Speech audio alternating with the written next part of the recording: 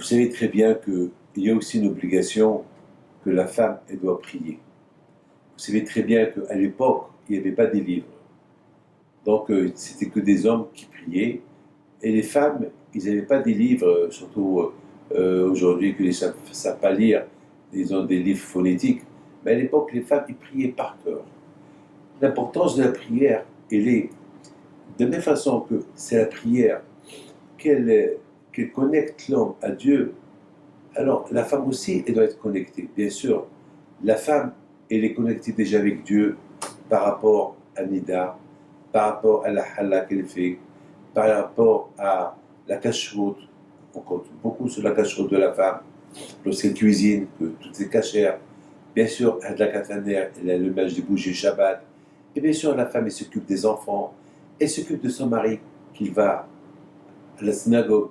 La femme, c'est pour ça la Torah, elle n'a pas obligé la femme d'étudier la Torah et de mettre ses tefilines et de mettre le tzitzit et d'aller à la synagogue prier. Non. Pourquoi? Parce que la femme, elle a d'autres occupations. L'occupation de la famille. Étant donné que si la femme ne s'occupe pas de sa famille, qui va s'occuper de sa famille? Donc c'est grâce à la femme que l'homme, finalement, et ses enfants, ils sont attachés à Hachem. Vous savez, nos sages, ils disent que lorsque Mashiach va venir, tous ceux qui ont étudié la Torah, ils vont ressusciter. Alors la Gemara pose une question. Alors la femme, elle ne va pas ressusciter parce qu'elle n'a pas étudié la Torah.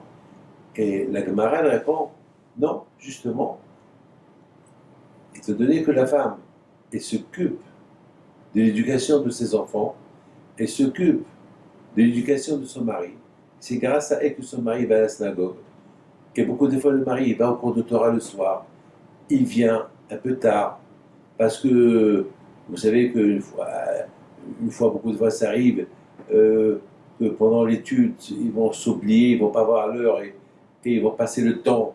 Et la femme, entre-temps, elle attend à la maison. Et elle, au lieu qu'elle attend avec un balai pour lui crier où tu étais, elle va l'accueillir avec une bonne humeur, elle va lui dire, bon, je t'attendais bien, on va manger ensemble. Donc, quelque part, c'est grâce à la femme que la religion, elle est là. Vous savez, on dit toujours,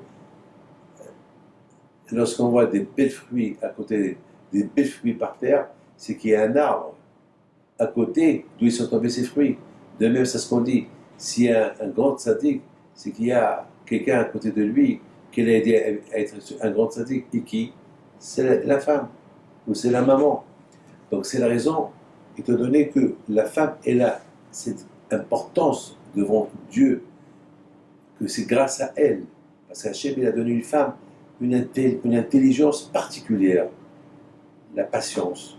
Imaginez-vous un homme qui est enceinte. C'est dur, hein, avec tout les coups que le bébé donne à la maman.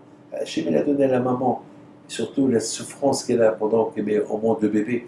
Et Hachem, il a donné beaucoup de patience.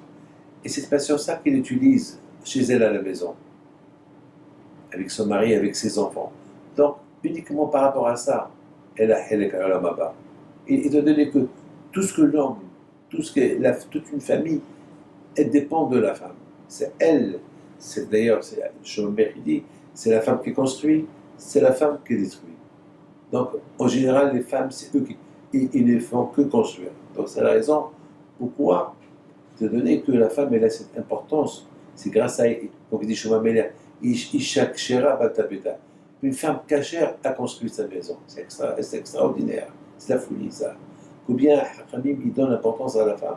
Parce que, bébé, moi, David Pinto, moi-même, grâce à Dieu, si ce n'est pas ma mère qui m'a envoyé à la yeshiva, que je n'ai pas vu ma famille pendant 7 ans, où j'aurais été aujourd'hui. Et si ce n'est pas ma femme qui me laisse voyager pour les institutions, qu'est-ce que j'aurais été aujourd'hui? Qu'est-ce que j'aurais fait dans ma vie? Je ne sais pas.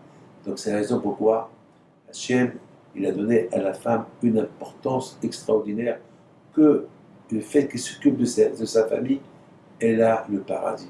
Elle a Kolamaba, elle va ressusciter même avant son mari, après 120 ans et avant tout le monde. Et en plus, on peut même dire que c'est grâce à la femme que le mari, un jour, il a le paradis, il va ressusciter. Parce qu'il est tzaddik, c'est à cause de sa mère, c'est à cause de sa femme.